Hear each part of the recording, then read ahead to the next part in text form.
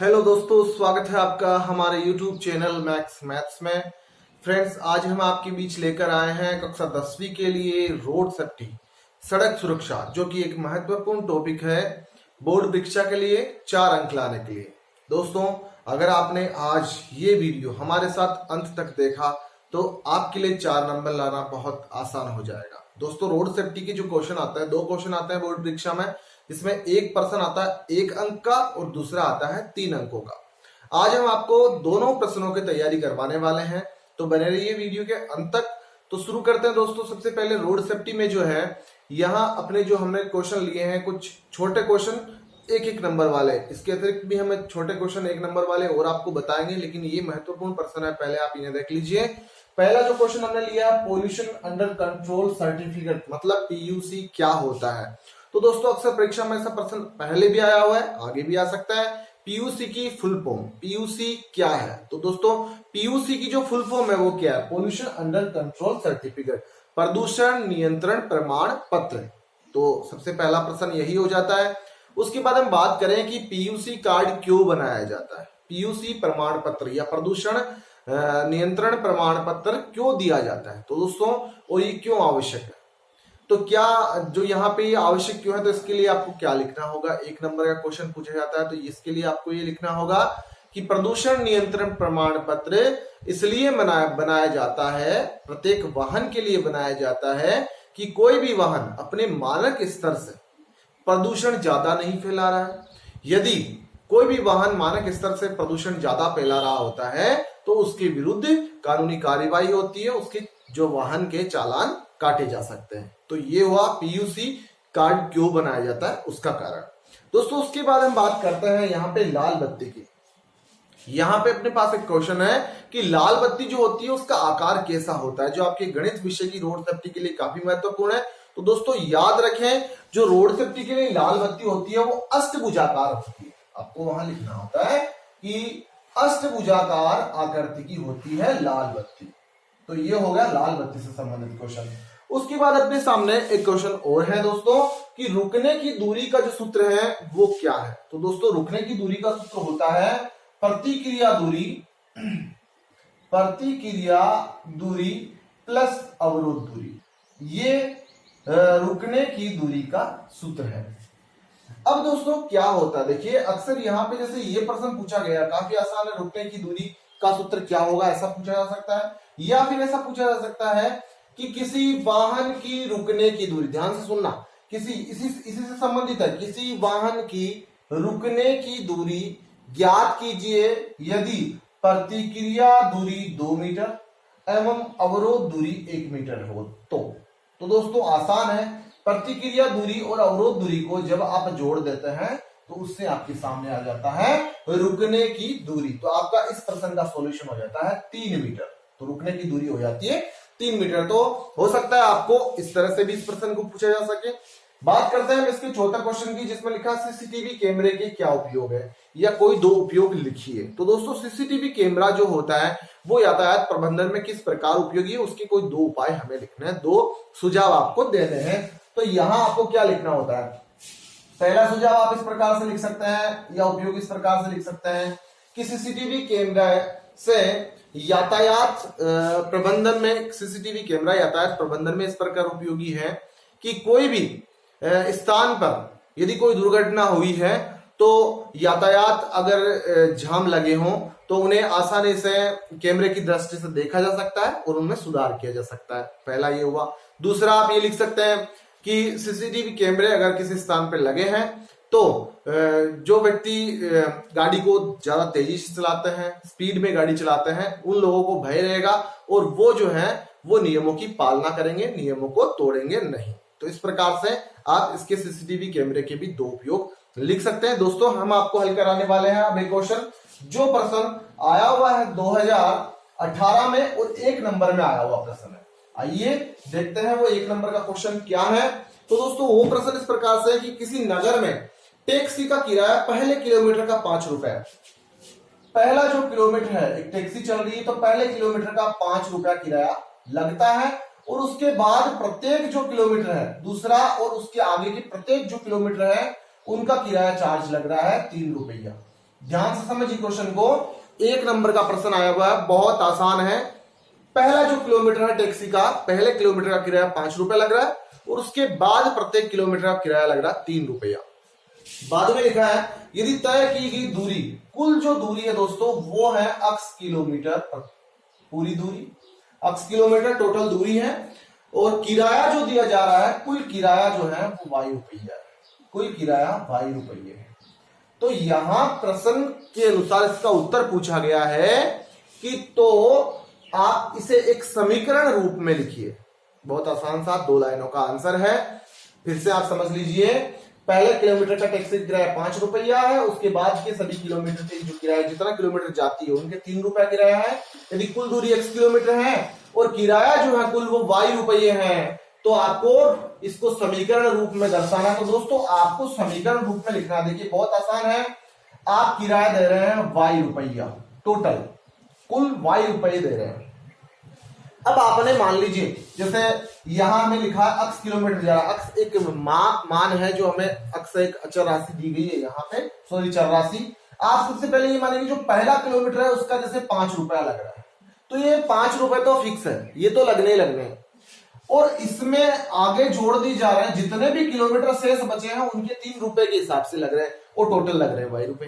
देखो टोटल किराया वाई रुपया जो एक तरफ लगेगा, एक तरफ लिख लिया जाएगा, ठीक है। और उससे पहले जो है वो 1 किलोमीटर का फिक्स है 5 रुपया, सबसे पहला जो किलोमीटर होगा उसका 5 रुपया ही लगेगा। अब उसके बाद जितने भी किलोमीटर है उनके 3 रुपए लगेंगे। तो आप यहाँ देखिए टोटल अक्स किलोमीटर है, जैसे मान लीजिए टोटल अक्स की जगह मेरे पास 12 किलोमीटर हो, तो मेरे को 12 किलोमीटर का चार्ज देना होगा। तो पहला जो किलोमीटर उसका तो 5 रुपया देना है, और बाद में कितने बचे 11 किलोमीटर शेष रहे। 11 कैसे आए, 12 में से आपने उस पहले एक को घटा दिया, तो बाकी जो 11 किलोमीटर के मेरे लग रहा है 3 रुपये। तो 11 3 33, टोटल किराया कितना हो जाता है 38 रुपए। इसी प्रकार से देखिए टोटल किराया वाई रुपए, देखिए ये बार 38 जो वो यहाँ है मान के चलिए, तो वाई रुपए टोटल किराया लग रहा है 5 रुपए पहले किलोमीटर का। अब शेष किलोमीटर कितना लगे, तो टोटल अक्स किलोमीटर है, तो अक्स में से आप 1 कम कर दीजिए क्योंकि 1 किलोमीटर किराया यहाँ पे आप दे चुके हैं, और जो बाकी जितने भी हैं उनके आपके लग रहा है 3 रुपये। अब इसे हल कर लीजिए, 5 रुपए का 5 प्लस ये 3 अंदर गुणा कर दीजिए, 3 गुणा अक्स 3x, ये -3, ये बराबर में y।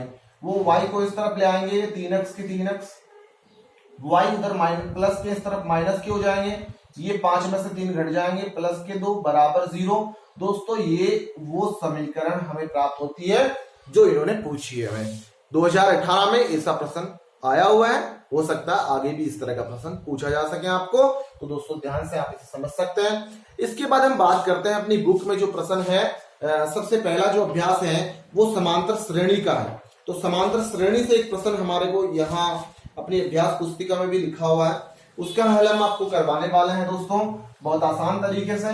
तो उसमें देखिए इस प्रश्नावली में कुछ ही प्रश्न मुश्किल से 3-4 ऐसे प्रश्न है जो अभ्यास पुस्तिका में है, और उन्हीं में से अक्सर प्रश्न पूछे जाते हैं, केवल संख्याएं बदल दी जाती है। तो दोस्तों ये आसान प्रश्नावली, 4 अंक लाना आपके लिए बहुत कठिन नहीं है, बहुत आसान है। तो आइए पाठ्य पुस्तक का पहला जो क्वेश्चन है वो हम हल करते हैं कि ए व बी के मध्य की दूरी, ए और बी 2 स्थान है, उनके मध्य की दूरी है वो 150 किलोमीटर है। दोस्तों ए और बी 2 स्थान है, 150 किलोमीटर की उनकी मध्य की दूरी है, तथा इनके मध्य 10 यातायात सिग्नल है। इसके जो इनके मध्य है वो 10 यातायात सिग्नल आपको इस प्रकार से मिलेंगे, दो बिंदुओं के या 2 स्थानों के बीच में। यदि एक कार 60 किलोमीटर प्रति घंटे की चाल गति से हरे सिग्नलों को पार करते हुए बी बिंदु तक 2 घंटे और 30 मिनट में पहुंच जाती है, लेकिन अन्य दिन भारी यातायात के कारण निम्न अनुसार रुकना पड़ता है। दोस्तों ये जो कार है, एक कार है वो 2 घंटे और 30 मिनट में मतलब 2.5 घंटे में पहुंच जाती है प्रत्येक पहले दिन, लेकिन किसी विशेष दिन इन 10 स्थानों पे, इन 10 सिग्नलों पे कार को रुकना पड़ता है। क्रमानुसार पहले सिग्नल पे कार को रुकना पड़ता है 1 मिनट पहले सिग्नल पे रुकना पड़ता है। इसी प्रकार से दूसरे सिग्नल पे रुकना पड़ता है 2 मिनट, और इसी प्रकार से तीसरे पे 3 मिनट, चौथे पे 4 मिनट, 5वें पे 5 मिनट और 10वें सिग्नल पे 10 मिनट उस कार को रुकना पड़ता है।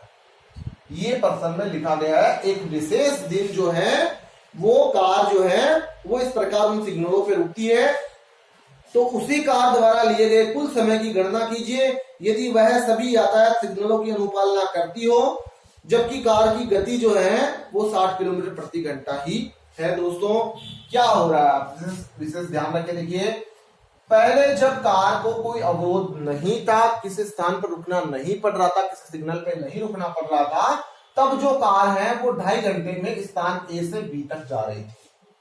ठीक है, अब विशेष दिन जब कार इन सिग्नलों पे रुक रही है तब भी दोस्तों ये 2.5 घंटे तो उसे लगेंगे। अब समय बढ़ेगा, कौन सा समय बढ़ेगा? वो जो उन सिग्नलों पे वो कार जितने समय रुकी है वो समय बढ़ रहा है। तो दोस्तों क्या करना होगा, आपको इन सब का योग जो है वो इस 2.5 घंटे में जोड़ देना। तो आपके पास में टोटल वो समय आ जाएगा जिस दिन कार रुकते हुए सिग्नलों पे बी स्थान तक पहुंचती है। अब आप इन सिग्नलों की जो टोटल इसका जो योग है वो कैसे ज्ञात करेंगे? क्योंकि प्रश्नावली जो एपी वाली जो प्रश्नावली है समांतर श्रेणी है, उसमें योग का सूत्र है दोस्तों Sn बराबर n बटा 2 2a plus n minus 1 into D. देखिए यहाँ समांतर श्रेणी किस प्रकार से बनेगी, पहले सिग्नल पे 1 मिनट, दूसरे पे 2 मिनट, तीसरे पे 3 मिनट, चौथे पे 4 मिनट, इस प्रकार से 10वें सिग्नल पे 10 मिनट रुकती है। तो आपको ये टोटल समय काउंट करना है। यहाँ देखिए ए का मान 1 है, आप डी की बात करें 2 में से 1 घट जाएगा, 1 शेष रह जाएगा। आप पदों की संख्या की बात करें तो वो 10 है। अब देखिए आप लोगों को Sn ज्ञात करना है। Sn बराबर होता है n बटा 2 2a plus n minus 1 into D. दोस्तों यहाँ Sn S10 हो जाएगा, यहाँ 10 बटा 2 हो जाएगा, 2 इंटू ए दोस्तों यहाँ 1 है, प्लस n का मान 10 माइनस 1 गुणा डी का मान भी 1 ही है। आप इसे हल कर लीजिए तो ये 5 बार कट जाते हैं, 10 2 एकम 2, 10 में से घटा 9 और 9 गुणा 1 9 हो जाते हैं, 5 के 5 9 और 2 11, 11 5 55 मिनट। दोस्तों 55 मिनट वो जो कार है वो उन सिग्नलों पे रुकती है। अब देखिए ध्यान देने वाली बात यह है कि 2.5 घंटे तो उसे लगने ही वाले हैं। पहले जो 2.5 घंटे लग रहे थे वो तो अभी भी लगेंगे।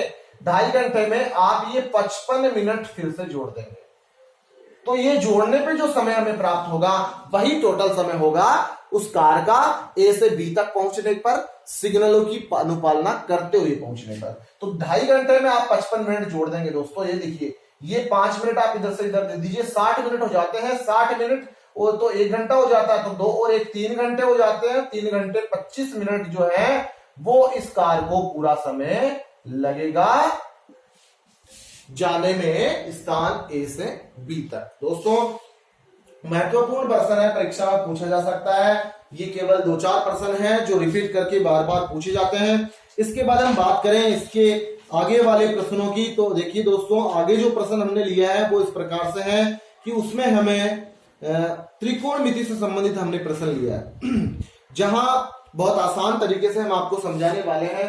त्रिकोणमिति से प्रश्न को हल करने के लिए आपको ये ज्ञात हो कि पाइथागोरस प्रमेय जो होती है वो क्या होती है, क्योंकि दोस्तों त्रिकोणमिति वाला जो इसका प्रश्न है उसमें हम पाइथागोरस प्रमेय प्रयोग में लेने वाले हैं। और पाइथागोरस प्रमेय दोस्तों अगर आपने अभी तक इसका प्रूफ नहीं देखा है, कर्ण स्क्वायर बराबर आधार स्क्वायर प्लस लंब स्क्वायर, तो दोस्तों हमारे चैनल पर आपको त्रिभुज से संबंधित प्रश्नावली की प्लेलिस्ट मिल जाएगी। उसमें इस प्रमेय को अच्छे से प्रूव किया गया है, आप वहां जाकर उसका अध्ययन कर सकते हैं। तो यहाँ जो प्रश्न लिया गया है वो इस प्रकार से है कि एक सीधे व 12 मीटर ऊंचे पोल के शीर्ष पर एक सीसीटीवी कैमरा लगाना है ताकि पोल के शीर्ष से 13 मीटर दूर दृष्टि रेखा में आगे यातायात भी देखा जा सके। दोस्तों इसमें 3 क्वेश्चन हमें पूछे गए हैं। आप पहले जो लाइन लिखी गई है उस पर विशेष ध्यान दें। एक सीधे और 12 मीटर एक पोल है, ये 12 मीटर ऊंचा पोल है। इस पोल पे यहाँ कोई सीसीटीवी कैमरा लगा हुआ है। देखिए ध्यान से समझना, सीसीटीवी कैमरा लगाना है ताकि पोल के शीर्ष से 13 मीटर दूर दृष्टि, ये पोल का शीर्ष 13 मीटर की दूर दृष्टि में, यहाँ इस तरह से 13 मीटर दूर दृष्टि में यातायात देखा जा सके, दूर दृष्टि में आगे यातायात देखा जा सके। तो पहला इसमें जो प्रश्न पूछा गया, देखिए आप इसे इससे कनेक्ट कर देंगे तो आपके पास में ये एक त्रिभुज बन जाता है एबीसी, जो एक समकोण त्रिभुज है, क्योंकि पोल बिल्कुल परपेंडिकुलर होता है, लंबवत होता है, तो यहाँ समकोण बनेगा। अब देखिए यहाँ जो पहला पूछा गया, पहला प्रश्न कि पोल के पाद से वह दूरी जिसके आगे से यातायात देखा दिखाई देता है क्या होगी, पोल के पाद से। देखिए पोल का पाद बिंदु ये होगा, इसके आगे वो दूरी जिस पर यातायात देखा जा सकता है तो वो दूरी ये होगी AB। तो आप इस AB का मान कैसे ज्ञात करेंगे दोस्तों, आपको दिख रहा है पाइथागोरस प्रमेय है, तो समकोण त्रिभुज है, तो समकोण त्रिभुज ABC में आप पाइथागोरस प्रमेय लगाएंगे। पाइथागोरस प्रमेय होती है कर्ण स्क्वायर बराबर आधार स्क्वायर प्लस लंब स्क्वायर। आपको ये ज्ञान है कि कर्ण जो होता है वो समकोण के सामने होता है, यहाँ समकोण है तो ये 13 जो है वो कर्ण हुआ, 13 का स्क्वायर बराबर आधार, हमें ये भी ज्ञात करना है। AB वो दूरी है जो इसके पाद बिंदु से आगे की दूरी है। लंब का मान यहाँ पे देखिए आप देख रहे हैं 12 मीटर है, तो ये 12 का स्क्वायर, 13 का होल स्क्वायर 169 होता है, 12 का 144 इस तरफ प्लस में है, इस तरफ आएंगे तो माइनस में हो जाते हैं, इस तरफ AB का स्क्वायर। दोस्तों 169 में से 144 जब घट जाते हैं तो हमारे पास 25 शेष रह जाते हैं, और 25 बराबर ये AB का स्क्वायर है। इस तरफ से AB का स्क्वायर जब हटता है दोस्तों तो रूट लगता है इस तरफ, तो AB बराबर रूट 25, और आपको ज्ञान है रूट 25 बराबर होता है 5 मीटर। तीसरी मात्रक प्रतीक जो मीटर में, तो 5 मीटर हमें, क्योंकि रूट 25 की वर्गमूल 5 प्राप्त होते हैं। तो दोस्तों 5 मीटर वो दूरी है जिस पर या जिसके आगे जो है वो यातायात देखा जा सकेगा पोल के पाद बिंदु से। अब बात करते हैं इसके दूसरे प्रश्न की। इसी प्रकार दूसरा प्रश्न क्या पूछा गया, देखिए कि पोल के चारों ओर आदर्शनीय वर्त का क्षेत्रफल। दोस्तों ये जो प्रश्न है दूसरा इसका, ये 2018 में 3 नंबर का क्वेश्चन पूछा गया है। अदर्शनीय वर्त का क्षेत्रफल, हो सकता है संख्याएं वहां परिवर्तित कर दी गई हो, लेकिन प्रश्न इसी प्रकार का था। अदर्शनीय वर्त का क्षेत्रफल, तो दोस्तों अदर्शनीय वर्त कौन सा, आपको ये ज्ञान हो गया। यहाँ पे देखिए ये 5 मीटर है। अब पोल के चारों ओर वो अदर्शनीय वर्त जिस पर यातायात देखा जा सकता है, तो दोस्तों यहां से देखिए ये जो सीसीटीवी कैमरा यहां लगा, तो ये अदर्शनीय वर्त इस प्रकार से बनेगा जिसकी त्रिज्या होगी 5 सेमी। तो आप अदर्शनीय वर्त का क्षेत्रफल ज्ञात करेंगे, तो अदर्शनीय वर्त का क्षेत्रफल का जो सूत्र होता है वो दोस्तों होता है पाई आर स्क्वायर, और यहां आप पाई आर स्क्वायर लिख करके, यहां पाई का मान आप जानते हैं 22/7 होता है। त्रिज्या का मान यहां विशेष ध्यान रखें, त्रिज्या यहां इस वर्त की 5 सेमी लेनी है, तो 5 गुणा 5, और ये हो जाएगा 22 गुणा 5 गुणा 5 25/7, 25 दूनी 50, हासिल हो गए 5, 50 और 5 55 भाग 7, तो 550 भाग 7। दोस्तों 550 में जब आप 7 का भाग देते हैं तो देखिए हमें कौन सी संख्या प्राप्त होती है, यहां आप इन्हें हल कर लीजिए। तो यहां आप 550 में 7 का भाग देते हैं तो देखिए 5 7 35 और 7 7 49, 8 बार में जो है 56 आ जाता है, तो आप 7 बार भाग जाता है तो 7 बार जाता है। 49 तो 6 से रह जाते हैं, 0 आ जाता है, तो 8.5 मीटर। आपको क्षेत्रफल याद कर रहे हैं तो मीटर स्क्वायर आप वहां जरूर लिखेंगे, क्योंकि जो क्षेत्रफल होता है वो वर्ग इकाई में होता है। हम बात करते हैं इसके तीसरे क्वेश्चन की, तो वो प्रश्न हमने पहले सरल कर लिया है। क्या आप सोचते हैं कि सीसीटीवी कैमरा यातायात चेतना प्रबंधन में उपयोगी है, यदि हाँ तो कैसे? तो यहाँ हमने आपको वीडियो के शुरू में बताया सीसीटीवी कैमरे के उपयोग, तो आपको सिर्फ ये लिखना है कि हाँ सीसीटीवी कैमरे यातायात प्रबंधन में उपयोगी हैं, और उसके 2 कारण, आप उसके जो 2 उपयोग हैं वो यहाँ लिख देंगे तो इसका सॉल्यूशन हमें मिल जाएगा। हम बात करते हैं इसके अगले प्रश्न की। तो दोस्तों अगला जो प्रश्न है वो इस प्रकार से है, और वो महत्वपूर्ण प्रश्न है जो कक्षा 10 से ही, इसी के जो रोड सेफ्टी से ही है, उस प्रश्न को हल करने में काफी बच्चों को समस्या आती है। बहुत बच्चों ने हमें कमेंट भी किया हुआ है कि सर वो एक क्वेश्चन है रोड सेफ्टी का जो बता दीजिए, तो उसका जो सॉल्यूशन है वो हम आपको बता रहे हैं। प्रश्न कुछ इस प्रकार से है कि एक कार 50 किलोमीटर प्रति घंटे की गति से चल रही, तो कार की जो चाल है, कार की चाल जो है वो 50 किलोमीटर प्रति घंटे की है, ठीक है। मंदन वाला प्रश्न है, यदि रुकने की दूरी, कार के जो रुकने की दूरी जो है वो यहां बताई गई है 40 मीटर। 40 मीटर कार के रुकने की दूरी है।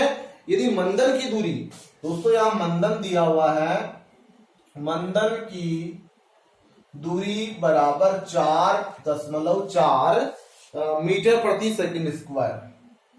दोस्तों यहां सबसे जरूरी यह है कि मंदन क्या होता है। तो दोस्तों मंदन जो होता है वो जानने से पहले आप जान लीजिए त्वरण। त्वरण क्या होता है? क्योंकि मंदन और त्वरण दोनों को ही ए से रिप्रेजेंट किया जाता है। ये जो 4.4 मीटर स्क्वायर है ये ए ही है। आप मंदन सीख लेंगे, त्वरण जब आपको आता है मंदन सीख लेंगे। तो दोस्तों त्वरण क्या होता है?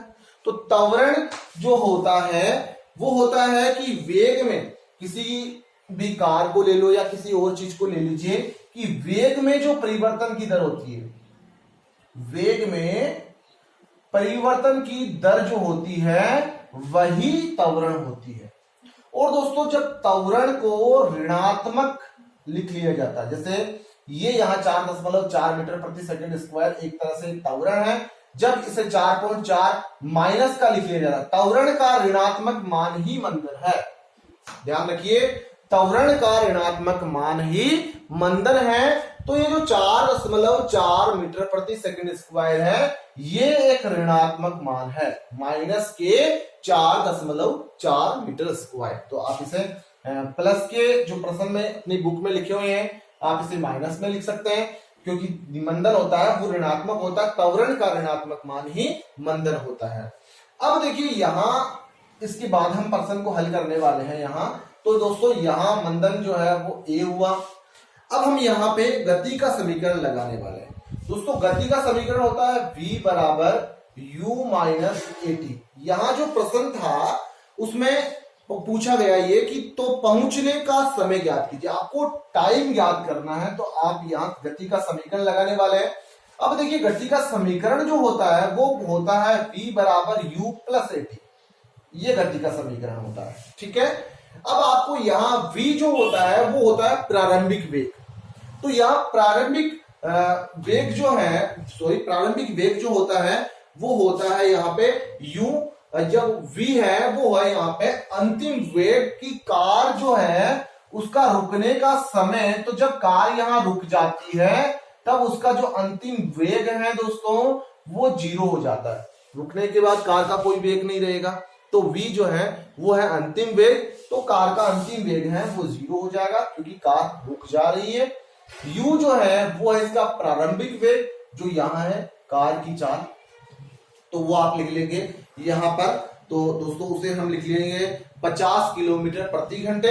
लेकिन आप यहाँ ध्यान दें कि ये जो हमें मंदन दिया गया है वो 4.4 मीटर प्रति सेकंड स्क्वायर है, और यहाँ जो चाल है वो है 50 किलोमीटर प्रति घंटे। तो यहाँ देखिए इनके प्रतीक जो है यहाँ मीटर प्रति सेकंड स्क्वायर है, यहाँ किलोमीटर प्रति घंटे, तो इनके प्रतीक है वो बदल लीजिए, इनके मात्रक है वो बदल लीजिए। तो ये 50 है, इस किलोमीटर को आप मीटर में बदलेंगे तो 1000 से गुणा करेंगे, और इस घंटे को आप सेकंड में बदलेंगे तो घंटे को पहले आप मिनट में बदलते हैं 60 से भाग देंगे, मिनट को फिर आप सेकंड में बदलेंगे फिर 60 से भाग देंगे। आप इसे हल कर लेंगे, देखिए 2 जीरो से ये 2 जीरो कट जाएंगे तो यहाँ ऊपर रह जाते हैं 500 और नीचे हो जाता है 36, या फिर इसे आगे आप काट लेते हैं तो 2 से ये जो है 10 है वो 5 बार कट जाते हैं, 2 से 3 बार कट जाते हैं, 2 से 3 बार और 2 से 25 बार कट जाते हैं। तो 25 गुणा 5 125 हो जाते हैं, और 3 दिए 9, और ये हमें मीटर प्रति सेकंड में मिल जाता है कार का जो प्रारंभिक वेग है वो। तो आप यहां लिख देंगे कार का प्रारंभिक वेग 125/9 प्लस दोस्तों ए है मंदन, यहां मंदन है -4.4। आप देखिए कंफ्यूज ना हो, बुक में आपको +4.4 लिखा है तो आपको यहाँ u माइनस एटी लिख लीजिए। अगर आप यहाँ यहाँ माइनस में दिया हुआ है तो आपका जो सॉल्यूशन गति की समीकरण है, गति की समीकरण उसे u प्लस एटी ले लीजिए, प्राप्त यहाँ माइनस ही होगा। तो -4.4 और ये t हमें ज्ञात करना है। दोस्तों आप इसे हल कर लेंगे तो 125/9 और ये -4.4t, ये जो -4.4t वो माइनस के इस तरफ ले आइए प्लस में हो जाएंगे, बराबर 125/9। ये यहां से t का मान हमें ज्ञात करना है तो 125/9 उस तरफ है ही, और ये 4.4 गुणा में इस तरफ जो है वो भाग में आ जाता है। अब हम इसे हल कर लेंगे। तो दोस्तों यहाँ 125 आप इसे 125 और इन्हें गुणा कर लीजिए, 9 चौके 36 हासिल हो गई 3, 9 चौके 36, 36 और 3 जो हो जाते हैं 39 हो जाता है, और ये एक संख्या बाद में दशमलव। तो 125 में 39.6 का दोस्तों हम जब भाग देते हैं तो हमें सेकंड में मान प्राप्त होता है 3.16 सेकंड। ये जो है वो समय हमें प्राप्त होता है टी का मान, जिसे आप इस प्रकार से भी लिख सकते हैं कि लगभग 3 सेकंड उसे पहुंचने में वहां लगेंगे। जो समय है वो 3 सेकंड का समय लगेगा कार को पहुंचने में। तो ये है दोस्तों मन्नत वाला प्रश्न, जिसकी अक्सर परेशानी रहती है। उम्मीद करता हूं आपने इसे सीखा होगा। दोस्तों ये जो प्रश्न है अगर आपने सीख लिए हैं तो आपने पूरे 4 अंक जो है वो आप आसानी से अर्जित कर सकते हैं। ये प्रश्न है जो इनसे हो सकता है इनमें कुछ संख्याएं परिवर्तित कर दी जाए, बाकी इनसे बाहर आपको रोड सेफ्टी में कोई प्रश्न उम्मीद करता हूं ना पूछा जाए। और आपने इसे सीखा हो तो प्लीज वीडियो को लाइक करें और चैनल को सब्सक्राइब करें अगर आप कक्षा 10वीं में पढ़ रहे हैं या 10वीं कक्षा की गणित को समझना चाहते हैं। किसी प्रकार की कोई भी दिक्कत हो तो प्लीज आप कमेंट बॉक्स में कमेंट करें, आपको उसका पूरा सुझाव दिया जाएगा। आज के लिए इतना ही, धन्यवाद।